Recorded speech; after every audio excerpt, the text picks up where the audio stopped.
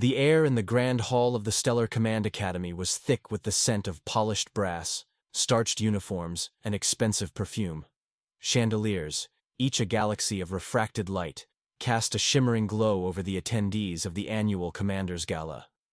This was not merely a celebration. It was a parade of power, a testament to the might and influence of the Galactic Federation's military. Officers of every rank and division were present, their chests a constellation of medals, their uniforms tailored to perfection. The murmur of conversation was a low, self-satisfied hum, punctuated by bursts of laughter and the clinking of crystalline glasses. Captain Julian Vance, a man whose ambition was as sharp as the crease in his dress blues, surveyed the room with a practiced eye. He was on the brink of a promotion to major, a position he felt was long overdue, a stepping stone to even greater authority. Beside him stood his wife, Serafina, draped in a gown the color of a supernova and adorned with enough shimmering jewels to fund a small starship. They were the epitome of the command elite. Elegant, powerful, and utterly convinced of their own superiority. Julian's confidence was so absolute, it was almost a physical presence around him, a shield against any doubt. Their attention was abruptly diverted by a figure entering the hall. It was a woman, small of stature, who seemed to have wandered in from a different universe. While others wore intricate dress uniforms with braided epaulets and gilded collars, she was dressed in a simple, unadorned gray jumpsuit. It was functional, utilitarian, and utterly out of place. Her boots, though clean, were scuffed at the toes, and her short dark hair was tied back in a no-nonsense ponytail. She clutched a small, nondescript datapad to her chest, her eyes scanning the room with a focused intensity that had nothing to do with social niceties. She moved with a silent purpose, a stark gray shadow cutting through the vibrant, glittering crowd. Serafina let out a small, tinkling laugh, covering her mouth with a delicate hand. The sound was designed to draw attention, a spotlight on their own elevated status. "Julian, darling, is that a technician who got lost on her way to the engine room?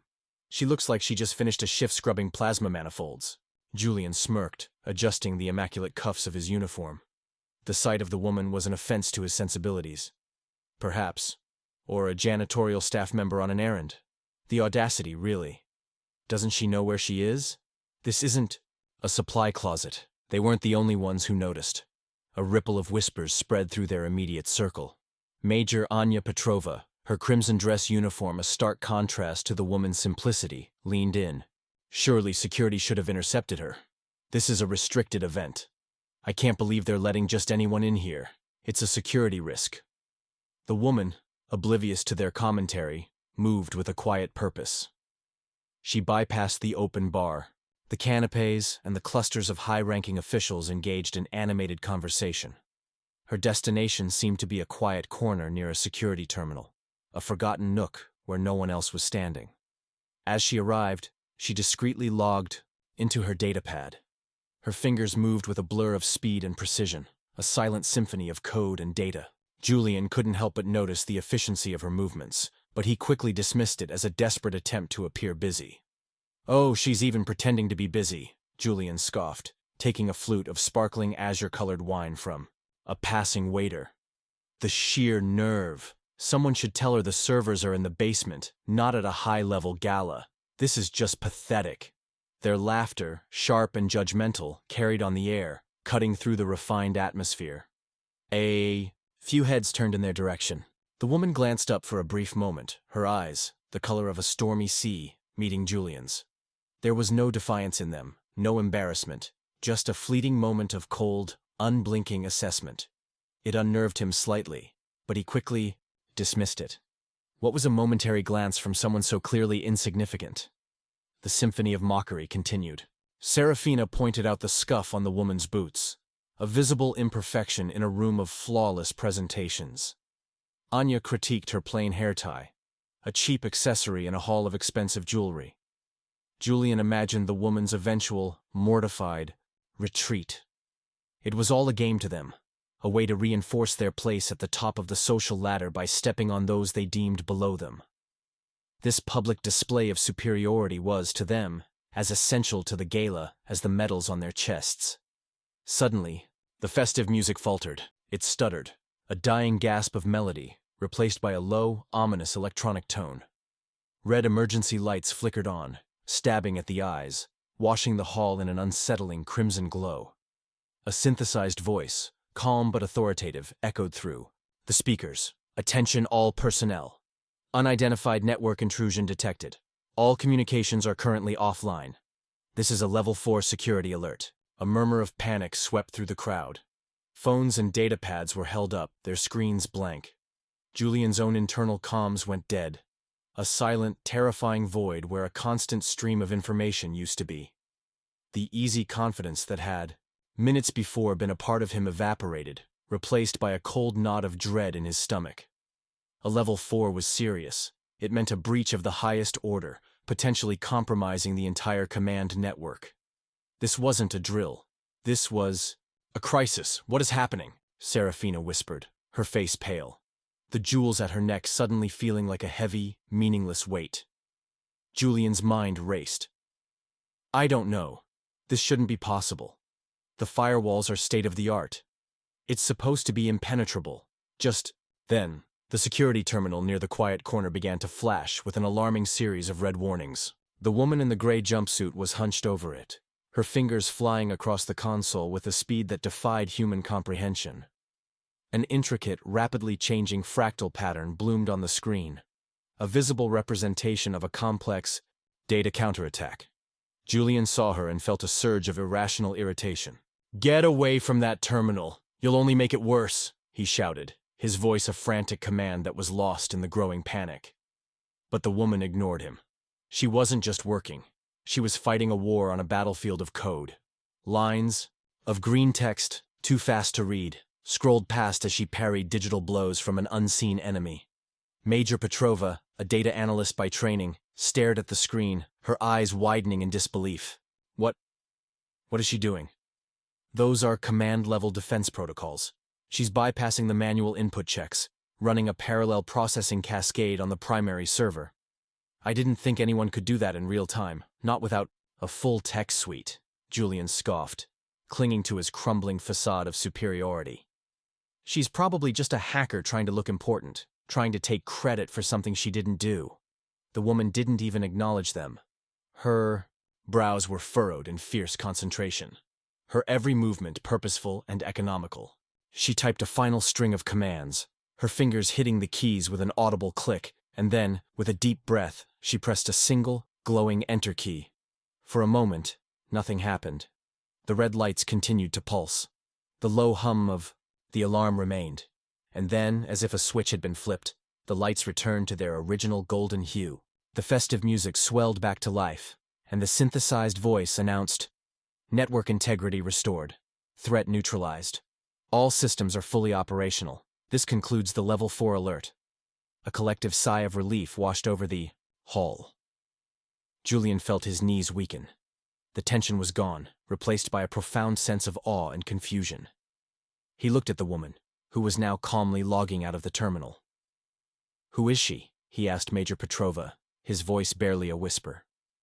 Major Petrova, her face a mask of shock, didn't answer. Her eyes were fixed on the woman's hand as she slid her fingers into the breast pocket of her gray jumpsuit. With a practiced motion, she pulled out a small rectangular card. It was a Galactic Federation military ID. Julian watched, his heart pounding in his chest. He saw the official seal, the bio-identification markers, and the rank designation.